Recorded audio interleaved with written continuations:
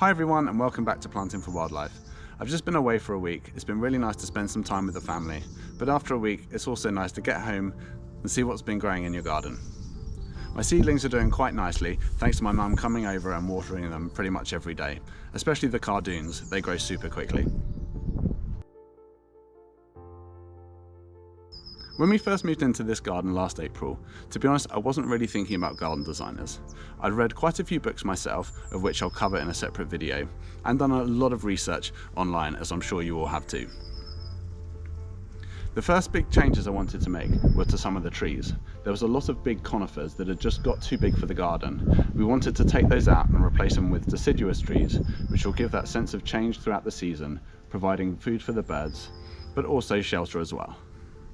We're really lucky to live about 10 minutes away from somewhere called Majestic Trees, which is a huge and beautiful tree nursery that actually supplies a lot of the RHS show gardens throughout the summer. Looking around the trees, it really is an amazing process, but also a bit of an intimidating one. When you plant a tree, it's not like you can take it out and just move it the next year if it's in the slightly wrong place, like you can a perennial grass or something. The trees have got to go into the right place, and there's a lot of considerations to make. For example, how big is the tree going to get? How much shade is it going to cast? How deep is that shade going to be? It's a little bit scary, and I think at that point I asked Majestic Trees, is there anyone you would recommend that could give me a little bit of advice in planning this? Luckily they did have someone, and they recommended a local company called J&S Scapes. We now have a design that I'm really excited about. The scope for the design was a contemporary wildlife garden, providing interest both for adults and kids. J&S Scapes have been really flexible with the design, letting me do all the perennial planting, which I felt comfortable doing. Then they've really taken the more structural elements, the hard landscaping, the positioning of the trees, patios, things like that.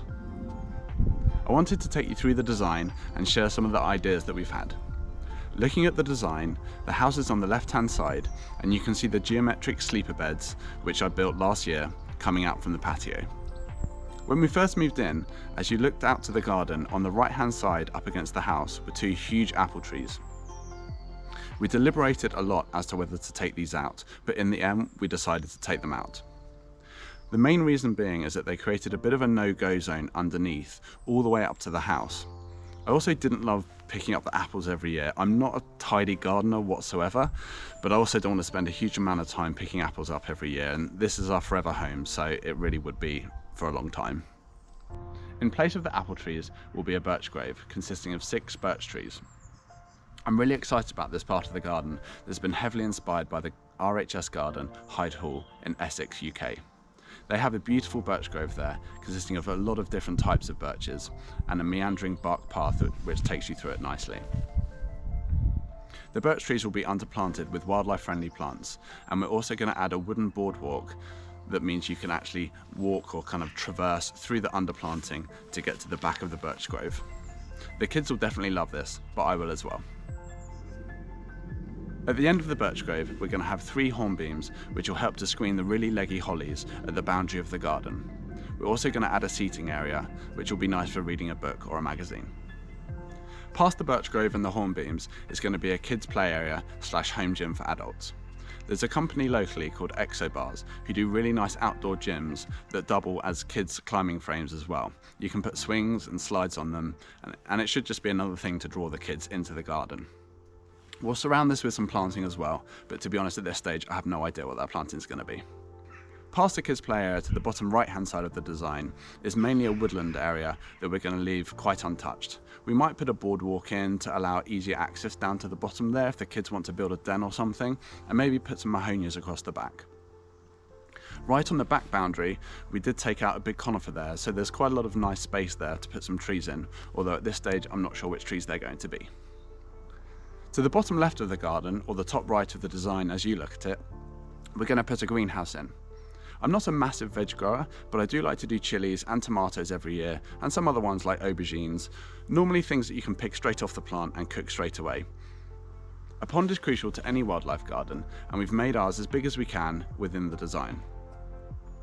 It's going to wrap around the patio, which I think will give a really nice contemporary vibe and make sure that when we have guests round or when we're enjoying barbecues, we're really surrounded by that water and all the wildlife that goes with it. Since I was a kid, I've always loved little bridges leading over streams, and stepping stones as well, just anything that allows you to really get down and be close to the water. So I'm really excited about the small bridge we're going to put in, which is going to lead from the patio area over the water to the greenhouse. I've done a lot of work to the left-hand side of the border already, taking out what was a messy area of tangled shrubs and replacing it with a sleeper bed at the top, and then down into the garden, a new flower bed with a 50-50 sand and compost mixture. This is all planted up now, and I'm really excited to see how it looks this year. I'll definitely do a separate video on this planting plan. When I was digging up the left side flower bed, there was a huge amount of heavy clay that I wheelbarrowed over to the other side of the garden and left up against a retaining wall. It looks a complete mess, to be honest, but one thing that did become clear is how popular it was with the kids. As soon as they saw it, they were out there jumping all over it, using it as a ramp for their bikes, and it had me thinking maybe it's actually quite a nice long-term solution to leave a kind of mound there, so that whilst we continue to take soil and heavy clay out of the other parts of the garden, we can just pile it on top, and then when it's finished, hopefully we can turf over it and the kids will be left with a nice grassy ramp to play on. I'm really excited to share the design and build of this garden with you over time.